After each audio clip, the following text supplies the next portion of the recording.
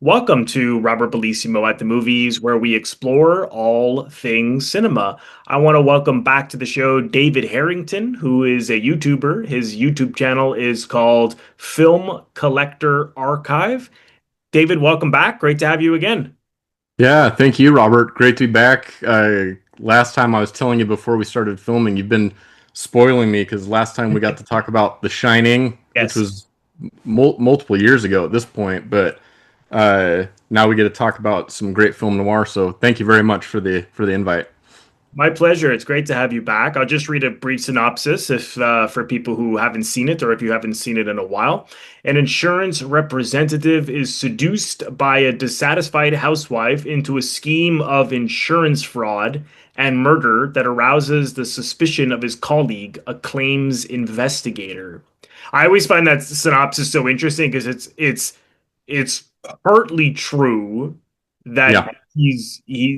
that Phyllis is bringing him into it, but one thing that I noticed the last time I watched it and just listening to like Eddie Muller talk about it, and it's also that Walter has wanted to do this for a long time. It's just that she is throwing more logs on the fire, but this has been something he's thought of. Can I get away with it? Did that pop out to you in any So viewings? yeah, so just to be totally transparent here, this is my favorite film noir of all time, and I'm a huge film noir nut. You can see back here, I've got the Columbia Oh Noir wow, fantastic. sets. Anyway, yeah, to answer your question though, yeah, there I had a different read on Walter this time than I have in past viewings, and I've seen the film, several times. It's very much a part of my rotation, so to speak. But I had a different read on him this time, and so I'll kind of jump ahead maybe in my notes a little bit, but um, I was wondering because there's a point where Walter there's kind of a look in his eye where his whole countenance shifts a little bit when he realizes maybe how the dark path that he's going down with Phyllis, or he's realizing, I guess, the kind of fully the dark side of Phyllis. Hmm. And I wondered at that point, is it not as much him feeling like he's in too deep, or is it him finally having found someone that's willing to go Right. the path with him? Yeah. And that was just this little shift, like, oh, okay, so maybe is he, did he come into this a great guy, or had this been, was this very premeditated? Was he just searching for that right opportunity and then like boom, found it with Phyllis, and then he was just kind of massaging the situation a little bit, and then realized like, oh, like she's really in this with me. Like I've got my person. So very very different read for me on Walter this time. Yeah, I mean he explicitly it's funny to me that so many people, including myself, it was always that, oh yeah, he's doing this for her because he's so attracted to her and obsessed with her. And I'm like, that's I mean there's truth to that, but I mean he explicitly says in the voiceover that he has thought about doing this for quite some time because it's Yeah, dark side of his personality, which is, can I get away with it? Because of yeah, course we have like it looks as though it's impossible to get away with it. Like Barton Keyes, who Edward G. Robinson plays, uh, yep, like as he talks about the little guy within him, and he can spot a yeah, fake flame faster than a speeding bullet, and and so this is tempting for Walter to think, can I do this? And of course he just goes darker and darker and down a very very bad path with yeah, the help of Phyllis. I should mention this was directed by Billy Wilder, of course. yep. Screenplay was by Wilder and Raymond Chandler, and it was adapted from the book by James M. Cain. It starred Fred McMurray, Barbara Stanwyck, and Edward G. Robinson. Can Go ahead. can we take 1 second here and just acknowledge the pedigree Yes. with this film? I mean, freaking written by Billy Wilder and Raymond Chandler. I mean, we've got The Long Goodbye and The Yeah. Big Oh, Sleep, and I mean, not to mention James Cain. I mean, he's got, The Postman Always Rings Twice, yeah. Mildred Pierce, uh, which are two more great, film noir vehicles, adaptations. And then Fred McMurray, Barbara Stanwyck, and then Edward G. Robinson. I mean, th this is one of those lightning in a bottle type films, and it came at a time too where film noir was, I won't say in its infancy, but it was, when was this? 1944, I Before, think. yeah. Yeah, so we think of film noir where the 1940s through maybe like the early 50s it dies out, but um, so there were certainly film noir, titles that came before this, but I feel like this took what had happened before and then affected everything going forward in terms of the tropes that we've come to know and love from film noir. I Yeah. mean, the voiceover from Fred McMurray is just Oh, it's brilliant. ridiculously good. And I mean, it's, one, I'll bring up one quote here. I love this is kind of more towards the first act. And so he's met Phyllis and they're starting to talk. And he says, they'll hang you just as sure as 10 dimes will buy a dollar. Yeah, I love And it. it's like the cadence, I feel like the cadence of, the dialogue through this whole thing is just as big of a part of the plot or of the presentation as any other aspect. Yeah. Yeah, no, I agree with you. It once this film came around, you really started to see a lot of the in a, not that this is I don't want to say this is like a quote unquote conventional noir, but it has a lot of the hallmarks of noir with the voiceover Oh yeah. narration. Doom protagonist, we see him at the Yep. end. We already know that he's in a bad situation. We go flashback to the past as he tells the story. We have the femme fatale. He's basically the doomed protagonist, even though it's not a conventional, like you had mentioned, not in the sense where he's like, oh, a decent person who goes down a bad path. Like he already, like as we already discussed, he already has these these thoughts and ideas. So it has, if we were to have a checklist, not that noir is, I don't think noir can be categorized in such a, mathematical way, but if we had like a Yeah. checklist, it almost clicks off all the boxes. But I'm curious, I find it so fascinating that people have a way of looking at film noir. Like sometimes I'll do a noir review and then people will say, "Oh, that's not a noir." Some people are very sort of traditional with like everything we were talking about in terms of some people say, well, it has to have a femme fatale, it has to have a doom protagonist, has to have the voiceover, Yeah. it has to have all those things. What to you is noir? Do you have like a certain way of looking at it for yourself, or I'm just curious how you see noir in general. So this is going to be, I'll start off with an awful answer, and that is film noir for me is more of a feeling. It's like all of a sudden no, oh, I'm watching this is film noir. Like there's just a certain Mm, taste, a certain scent that I get, if you will, when I'm watching a film, whether it's from the 1940s or because the interesting thing is like we look at, um, I'm gonna go, decades later. I mean, take something like Blade Runner. mm, I think Blade Runner has a lot of those nuances of film noir. You could call it. I've heard it referred to. In fact, there's even a book called Future Noir. right. And there's neo noir, and there's.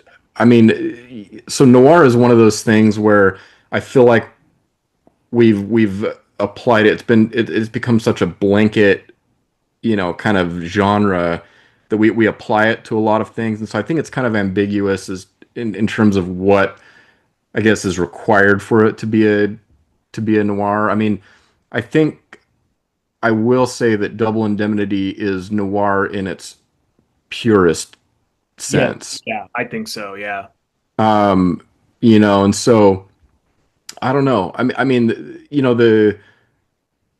The tropes, that are presented here in Double Indemnity, I think that's the easiest way maybe to identify a noir, where you kind of what the checklist that you went over, um, but it easily exceeds kind of just that neat, little box. Again with something like Blade Runner, but I bring that up 'cause that's one of my favorites of all time, and I always feel like I'm watching a film noir when I watch yeah, Blade Runner. yeah. Like it just has again kind of that signature feel for me. Um, but yeah, it kind of a hard question to answer, I guess.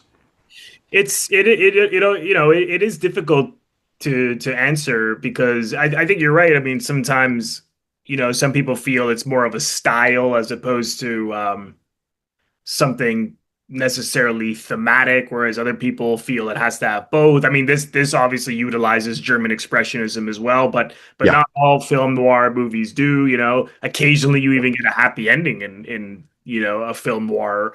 Or somewhat of a happy ending, whether it was forced by the studio or not, right? yeah, But sometimes, sometimes it worked. But it was interesting because I interviewed James Naremore, who wrote a film noir book called, it's considered one of the great noir books by a lot of scholars. It's called More Than Night. And Hmm. I asked him like, well, is there something that you need to see to say this is noir? And he turned to me and he goes, well, what do you think, right? And I sort Yeah, of like I wasn't expecting him to say that. So I mentioned the things that I feel, to me, it's always it can't just have one thing that's thematic. Like for example, let's say it only had a crime story, or it yeah, only had a femme fatale. To me, it's like maybe it's noir stained, but um, yep, to me, it is hard to answer. It's a feel. But I lean heavily on themes in terms of question of morals, characters not feeling much for one another. Greed is a big thing in yeah, that comes up in film noir, and the dark side of humanity. I mean, this is a clear case of we all have that within us, and this really explores that. But one thing that Naramore talked about in his book on the a lot of noir movies were written by people who got later got blacklisted during HUAC, right? And so a film like I mean, no one here got blacklisted in this film, I don't believe, anyways, in terms of the writers, directors, and so yep, forth. But yep, one thing he was saying that I hadn't thought of is, if we're looking at it politically, it's that why is it that he suddenly Walter suddenly feels that he wants to rip off the insurance company, and he's going as far as murder to do it. yeah, Why also does Phyllis do want to do this as well? So where does this greed come from? And he was saying in his book, it's he felt that that's sort of I don't know where your political leanings lie, but just so this is yeah, his take, and others that I've Googled is like they feel that that's what capitalism does to people. It's sort of mm, it sort of uh makes people so greedy, and yeah, so it makes you feel less for other people. And so yeah, here's this guy who's like, he works for the insurance company and he thinks, how far can I go? you know, yep, and the yep, pursuit of wealth that they both want. And I hadn't really thought of that, down to the fact that those famous images in the when they meet in the grocery store surrounded by consumer goods. yeah. And I just thought, oh my God, I never, and I've seen this a decent amount of times, but I didn't think about it too much politically. I was curious, is that something you saw in this? Yeah, I mean that's interesting that you bring that up because I think there's definitely themes of capitalism, of Yeah. pushing everyone aside to get as far as you can. Because I mean, it's very evident, especially the later we get in the film, that Phyllis has no sense of being in a relationship with Walter. She's and sorry, I don't have Mr. Dietrichson's daughter. Oh You know, yes, Lola. Lola. So Lola's boyfriend, like Walter learns that he's been over to the house Yes, multiple times, and so it's like, oh, there's no allegiance right. whatsoever. And so that's one of those things too with film noir, I will say, is where maybe a character feels super isolated, or there's these measures of kind of uh uh maybe being put in a corner and have being forced a certain direction, and then all of a sudden they realize I'm in this all by myself. Right. And there's just that certain point in the story where you realize there's no commitment between these two. Yeah. And maybe one more than the other, but I mean, Phyllis certainly, I think, knew what she had coming into it. Hmm. And and there was a certain utility with with Walter, that she saw something that she could exploit, or take advantage of. And but I also think he saw something with her, upset housewife, wants out. So it's bad on both sides, really. And it's just, while I don't think, because like this film gets dark. I mean, there's some dark angles to the story and everything that plays out here. But I will say, I don't necessarily think this goes, because I've seen film noir, other films that go quite a bit darker than this, but this just seems to be the best representation of kind of everything that I love about noir. It doesn't necessarily go to the blackest of blacks, but it's like the perfect representation of noir. Yeah, I agree, and you're right that Phyllis is a lot worse than Walter is, because one thing that's interesting with Walter is that he does feel guilty about it after it's done. I mean, he comments in the voiceover after they kill Phyllis's husband that he was sort of he did. I'm paraphrasing, but he's like he was sort of shaking like a leaf, but she was like calm as a cucumber. Yeah. And everything that she's doing is so calculated down to then without having to spell out all of her plans, but down to the fact that she was then going to rub out Walter, rub out Lola, and get all Well, the money for herself, and whereas he was like, "What?" I thought, like you were saying, I thought this was both of us, but no, it's yeah, not. but that this is like a long standing thing, because Walter calls out Phyllis because of what Lola tells Walter about Lola's mother dying. Yes, yes, And so right. there's this. I had a note here. I mean, that was a really key piece of information. And so she was correct me if I'm wrong. So she was a hired like house nurse, Nurse, yeah. and then Lola's mother, Mr. Dietrichson's wife, ends up passing away.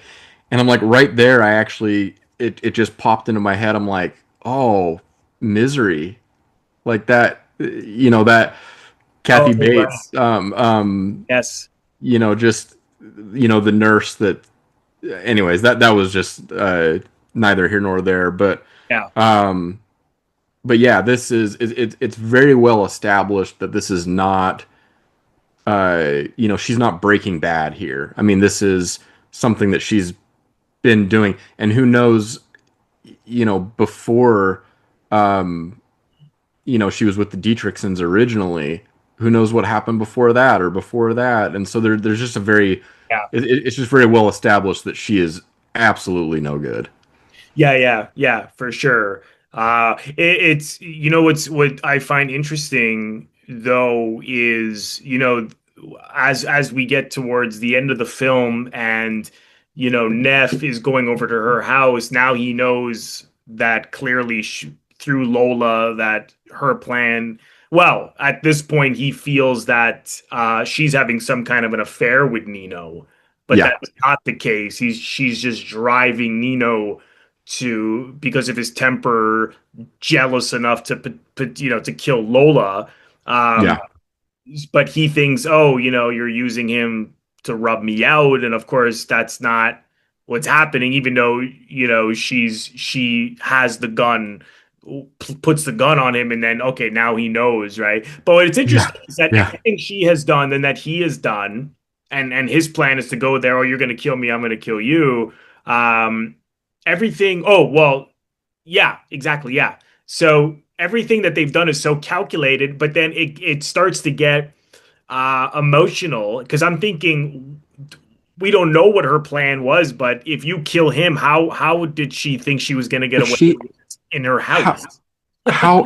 okay, in that final scene, number one, is there a more, I feel like a broken record, but like, is there a more perfect shot in film noir than her sitting in the chair? I think she has a lit cigarette and him standing behind her with his hand Oh yeah, yeah, that's on the the top cover of the of chair. the Criterion. Yeah. I mean, there's a reason they framed that out. I Yeah, mean, that is, but in that scene, you start to question, like, oh, okay, were there maybe actually some feelings here? Because she shoots Walter, and then I don't have the quote or that this moment documented, but um, she questions, like, she can't pull the trigger that second time yeah, to kill him, and so they kind of come together, and she kind of turns all, a little bit sappy on him, and then hands over the gun. yeah, And what does Walter do? Boom! yeah, Like she's like there is so, I love this interplay between these two horrible people, yeah. and and just the trust, I guess, or the vulnerability that she had in that moment to hand over the gun. I'm like, signed death warrant right there, done. Yeah, well, that is so, that's what I like the ambiguity of that because Yeah, sure.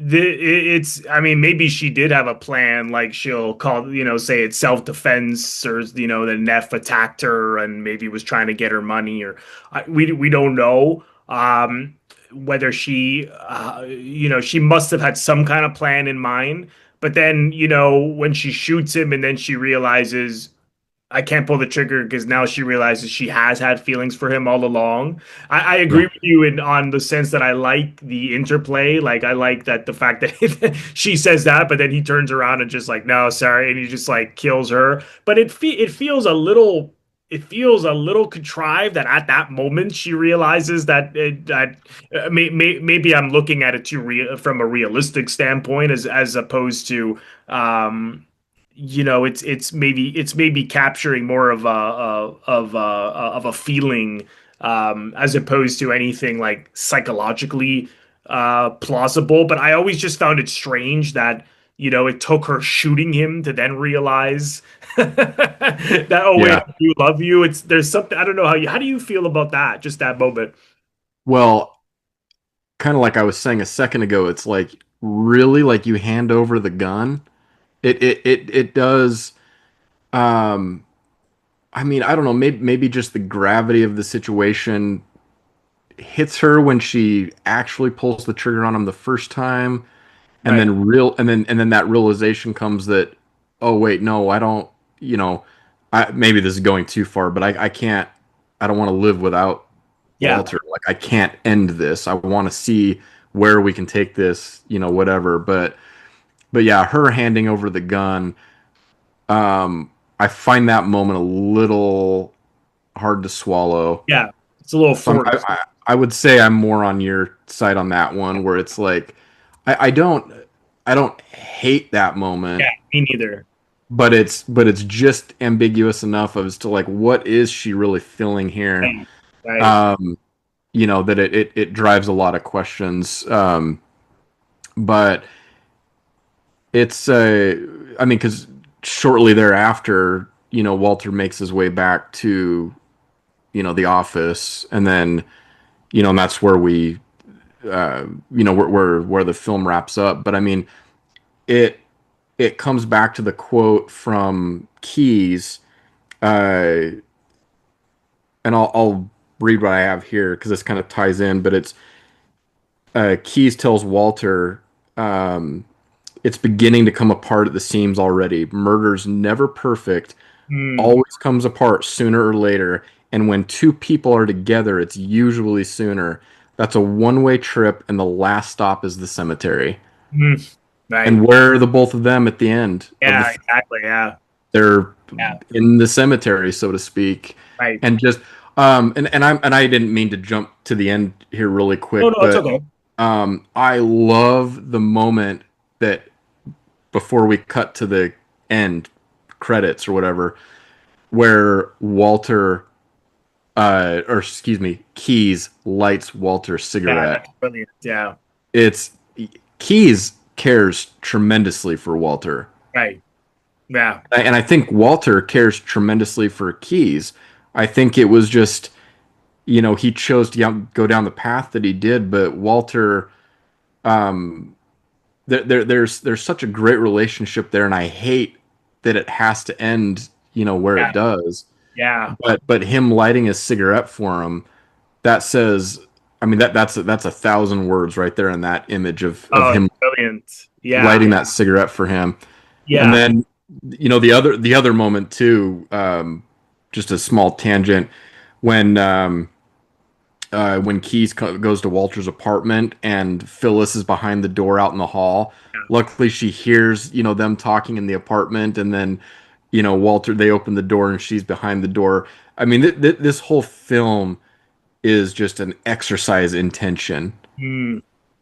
From and we haven't really talked a lot about like the actual crime of Mr. Dietrichson himself, but kind of the planning of all of that and just the execution, and then again like her behind the door when Keyes is there, it's like all you're waiting for that Yeah. piece to fall, that's just this whole thing's gonna explode in their faces. And Yes. it's so Sorry. good. No, Yeah, no, well, you're good. that is to me is like such a Hitchcockian moment there because Wilder I believe was partly wanted to do this film because he wanted to do something like a Hitchcockian Oh thriller. And that scene that you just mentioned where she's hiding behind the door is so Hitchcockian to me because yeah, he's not because Hitchcock would use like a POV shot even with like even if it was like the antagonist or like the villain, he would put the audience through the eyes of the villain, and then it actually forces you to empathize with them when they do that. And he does something similar here, where you know if his definition of suspense is that as I'm sure the audience knows more than the characters do, so we yep, know he's behind the door, but yep, Keys doesn't. So I yeah. can't help but I don't know how you felt, but part of me is thinking, oh no, I hope he doesn't see them, even though and then I'm like, oh my God, I'm siding with them. No, 100% you feel that way. It's like, my gosh, stay behind That's the a door. Hitchcock thing right there. Yeah. Or he could have, he could have, Wilder could have pulled the camera up and did kind of like an above shot, kind of Oh like we did yeah. in Psycho, and Yeah. just see the interplay of characters like across, on Yeah. the ground. But I like what you're saying though with the POV shot. That is, I haven't thought about that. That is a very Hitchcockian segment, isn't it? Oh, for Yeah. sure. Yeah, absolutely, absolutely. And piggybacking what you were, yeah, just touching on that last scene. It is possible that she is looking to get caught because we don't know any of like what was her plan to kill Neff. Like, how was she thinking she was going to get away with that? I mean, maybe she's subconsciously looking to get caught. It's just like Yeah. her humanity is starting to say, if there is any humanity in her, there's not Yeah. much. but Yeah. you could read it that way. If it was a really emotional moment where she doesn't have a plan. But I always found that sort of interesting. Like, how did she think she would get away with killing Neff? But who knows? She may have had a plan in mind. But Well, in her own home. I mean, well, I mean, she didn't pull the trigger the second time, but like, what was the plan right there? Like, I that's the thing. Yeah. are you gonna drag the body down to the car? Like, go drag? Like, Right. yeah, it felt. I feel you there. Like, Yeah. what's the long play here? Yeah, yeah. I mean, again, you can look at it as a flaw, or you can look at it. There's a couple of different ways. Like I was saying, is she looking to get caught subconsciously? Yeah. Uh, but I mean, it's a near perfect film for. So if people do Oh consider yeah. it a flaw, it's a tiny one because it's still a great scene. Yep. Oh, it's one of my favorite scenes in the film. Yeah, yeah, And again, that the shot of her in the chair and yeah. the, It's I brilliant mean, just that whole interplay. It's wonderful. It is it's one of those films I would call near perfect, if not for sure, perfect. for sure. It's right there.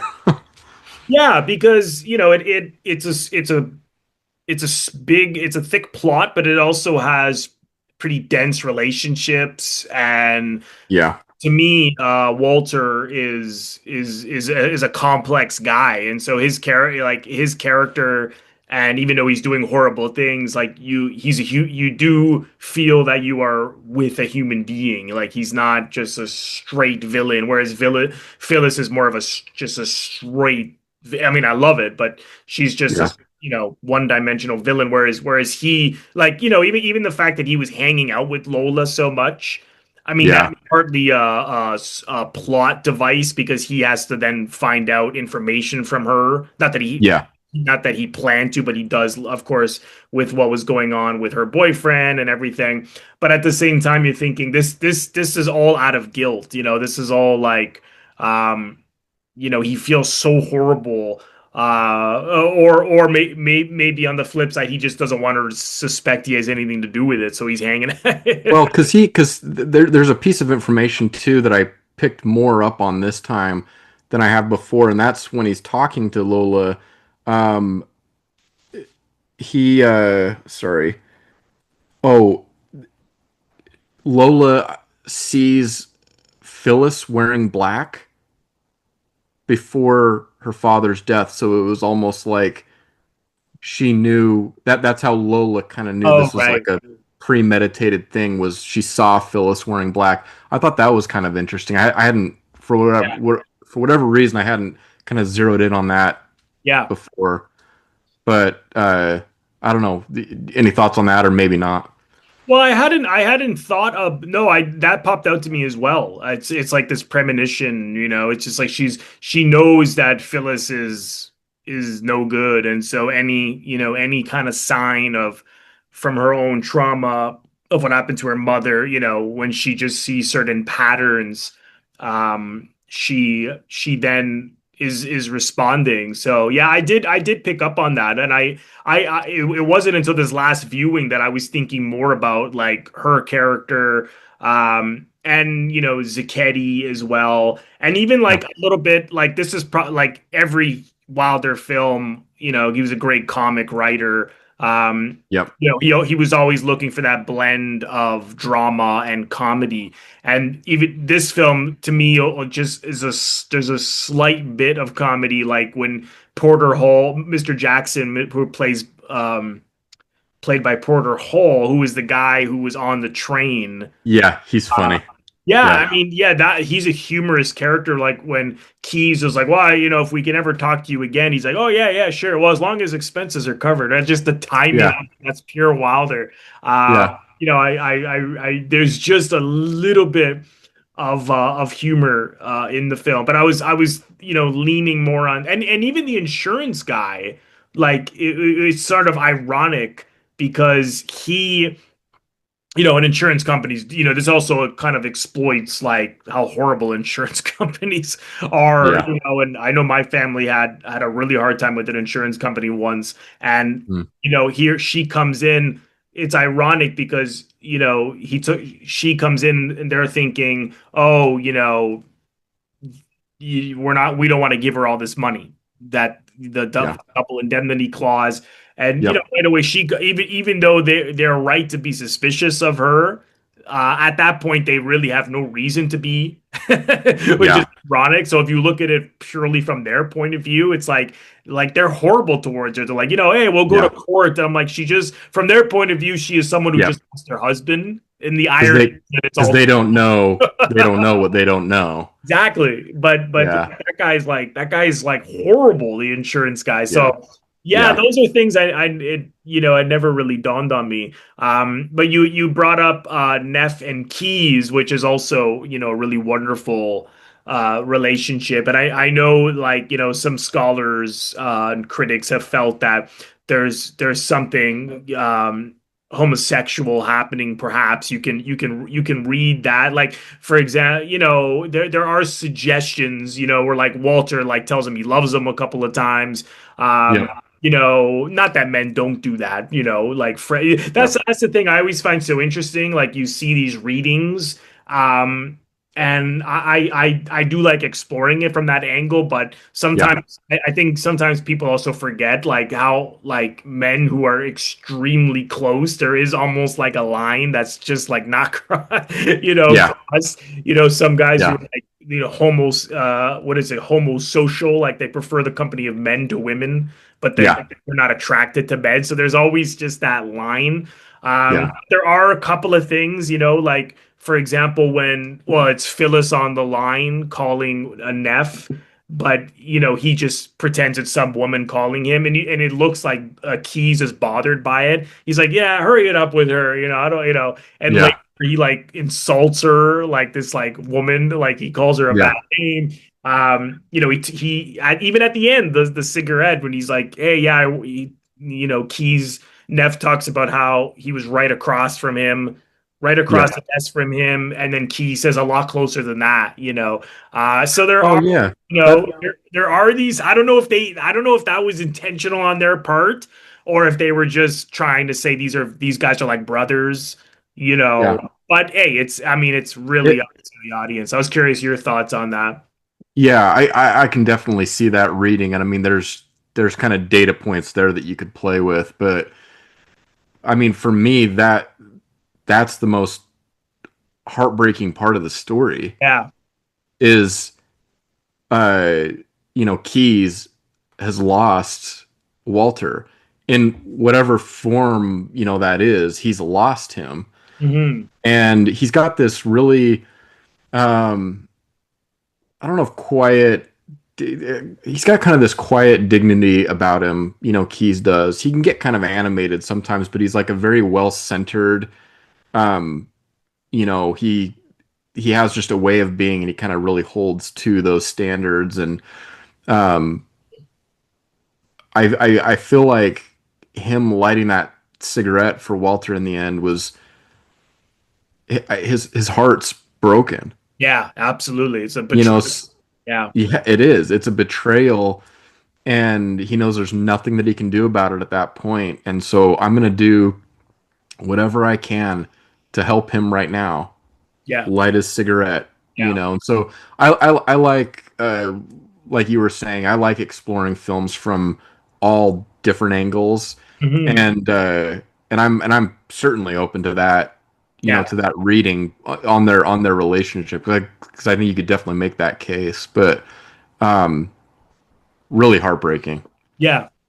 Yeah, for sure. And even the fact that, Neff was someone who, like, the company suspected may have done something because he was the one who was dealing with the Dietrichsons. And then if Yeah, and then Neff finds out that Keys went on record to say there is no way that Neff was involved in this. He's a stand-up guy. It's like the yep, one time the little guy inside him yeah. was wrong.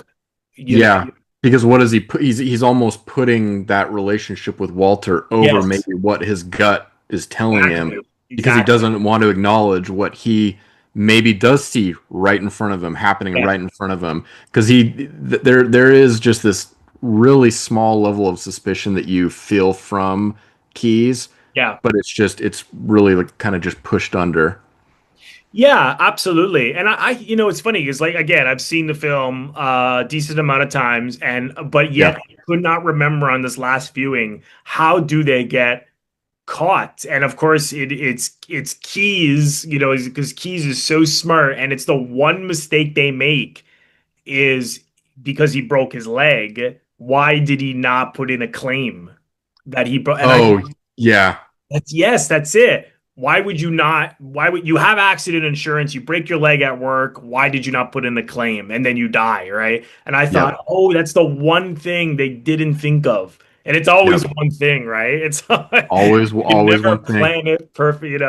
Well, like Keys was saying, it's sooner or later. Like it's going to, something's going to break, or what, Yeah, however he says that. yeah, Um, yeah, it always comes apart sooner or later, and yeah. especially when two people are together, is what he says. Yes, absolutely. But I was racking my brains, and then when I watched it, I'm like, yes, that's the thing, because this film, is strong on character, but also is got a thick plot. So it's you Yeah. and there's so many details that you have to really, you can't just watch it once. You gotta see it a few times. Uh, Oh, for sure. the a note on the style, it certainly utilizes German expressionism. I love the Yep. shot when we see Neff first meets Phyllis in the house, and she's in the towel at the top, and then if you notice, as soon as they meet, he goes into the living room, and then the Yeah. Venetian blinds are right over his face, so he's Oh, yeah. trapped. You met her, boom, you're. I love Oh, that. I love that. maybe another scene to comment on the German expressionism is I keep going back to that final scene where she pulls the gun and Yeah, everything. yeah, But when that scene very first starts, she is sitting in the chair, and then Walter opens the door, and his shadow just takes over the wall. So yeah. he That's the very door, darkly lit. Yeah, you have that light coming in, and then Walter enters, and that shadow across the wall, I that could be the cover of any film noir book. yeah. And I felt like I love those deep shadows. I love German Yeah, expressionism me just too. in general. I love those heavy shadows, but yeah, this is one of the best examples of that. Yeah, absolutely. Did you have any final thoughts on Double Indemnity?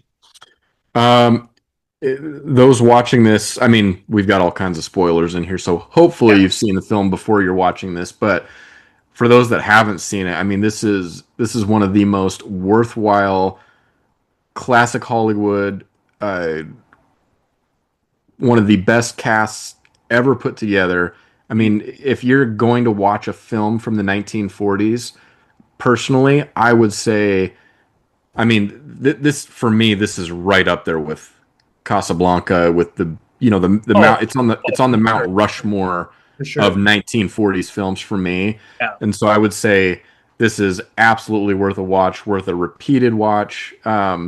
And if this, maybe those that aren't familiar with Billy Wilder's filmography, this is a great kind of gateway drug, Yeah. um, to his filmography.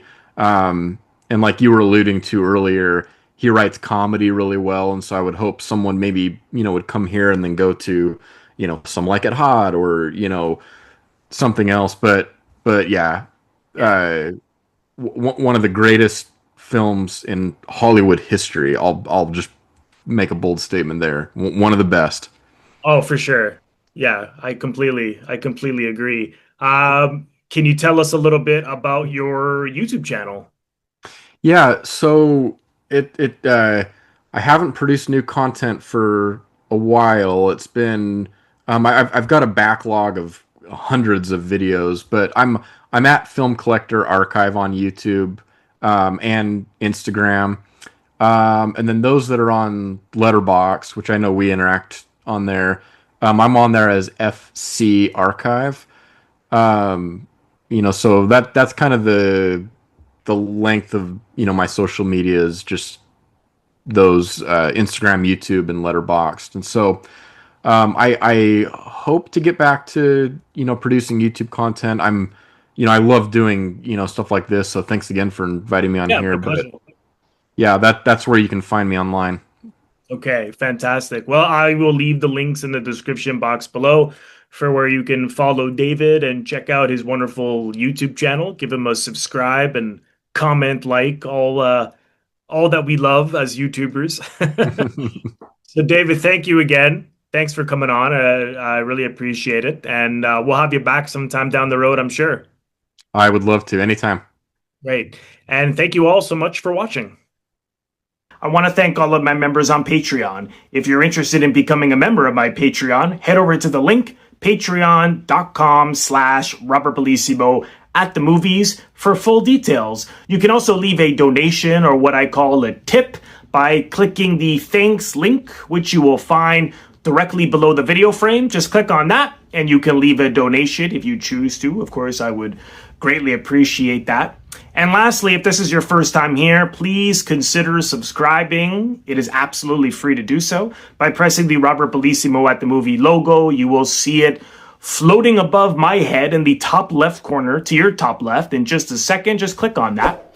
And then click the bell in order to get a notification every time I release one of my new videos. I would also really appreciate if you leave a comment, share the video, like the video. All of these things create traction onto my YouTube channel and really help share the video far and wide, and the channel in general. So thank you so much for doing that, and I will see you all in the next one.